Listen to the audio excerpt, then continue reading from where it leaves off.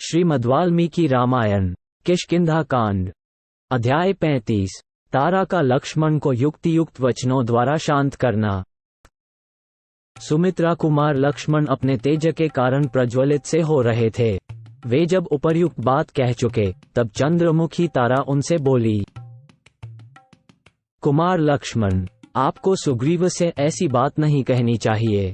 ये वानरों के राजा हैं, अतः इनके प्रति कठोर वचन बोलना उचित नहीं है।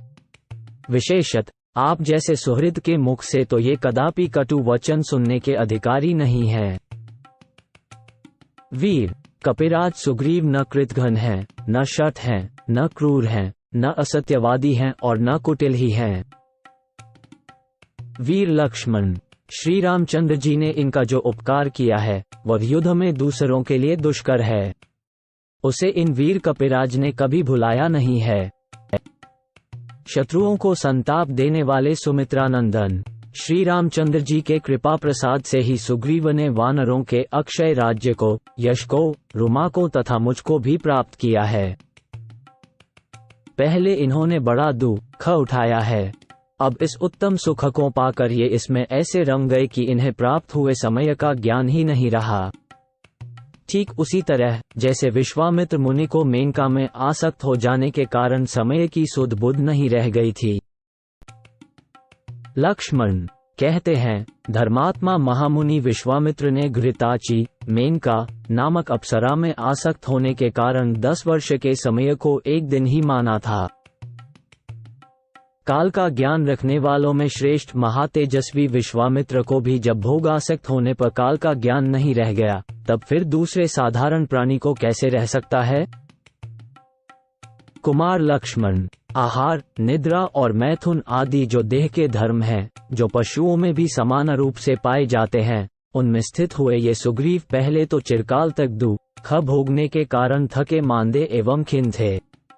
अब भगवान श्री राम की कृपा से इन्हें जो काम भोग प्राप्त हुए हैं उनसे अभी तक इनकी तृप्ति नहीं हुई, इसीलिए इनसे कुछ असावधानी हो गई।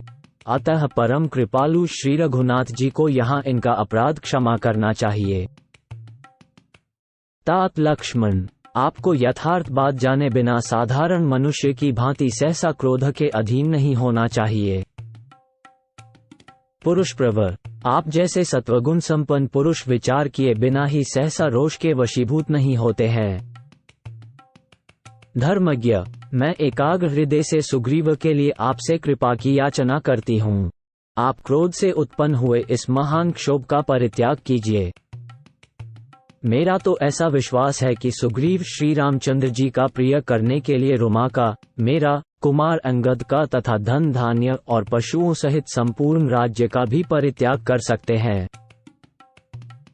सुग्रीव उस अधम राक्षस का वध करके श्री राम को सीता से उसी तरह मिलाएंगे जैसे चंद्रमा का रोहिणी के साथ संयोग हुआ हो। कहते हैं कि लंका में 100,000 करोड़ 36 अयुत 36,000 और 3600 राक्षस रहते हैं। वे सब के सब राक्षस इच्छानुसार रूप धारण करने वाले तथा दुर्जय हैं। उन सब का संहार किए बिना रावण का, जिसने मिथिलेश कुमारी सीता का अपहरण किया है, वध नहीं हो सकता। लक्ष्मण, किसी की सहायता लिए बिना अकेले किसी वीर के द्वारा न तो उन राक्षसों का संग्राम में वध किया जा सकता है और न क्रूर कर्मा रावण का ही। इसलिए सुग्रीव से सहायता लेने की विशेष आवश्यकता है। वानर राज वाली लंका के राक्षसों की इस संख्या से परिचित थे, उन्हीं ने मुझे उनकी इस तरह गणना बताई थी। रावण ने इतनी सेना का संग्रह कैसे किया, ये तो मुझे नहीं मालूम है, किंतु इस संख्या को मैंने उनके मुंह से सुना था। वो इस समय मैं आपको बता रही हूँ। आपकी सहायता के लिए सुग्रीव ने बहुतेरे श्रेष्ठ वानरों को युद्ध के निमित्त असंख्य वानर वीरों की सेना एकत्र करने के लिए भेज रखा है। वानर राज सुग्रीव उन महाबली और पराक्रमी वीरों के आने की प्रतीक्षा कर रहे हैं। अतएव भगवान श्री राम का कार्य सिद्ध करने के लिए अभी नगर से बाहर नहीं निकल सके हैं। सुमित्रानंदन, सुग्रीव ने उन सब के एकत्र होने के लिए पहले से ही जो अवधि निश्चित कर रखी है, उसके अनुसार उन समस्त महाबली वानरों को आज ही यहाँ उपस्थित हो जाना चाहिए। शत्रुघ्न लक्ष्मण, आज आपकी सेवा में कोटि सहस्र, 10 अरब, रीछ, 100 करोड़, 1 अरब, लंगूर तथा और भी बड़े हुए तेज वाले कई करोड़ वानर उपस्थित होंगे। इसलिए आप क्रोध को त्याग दीजिए।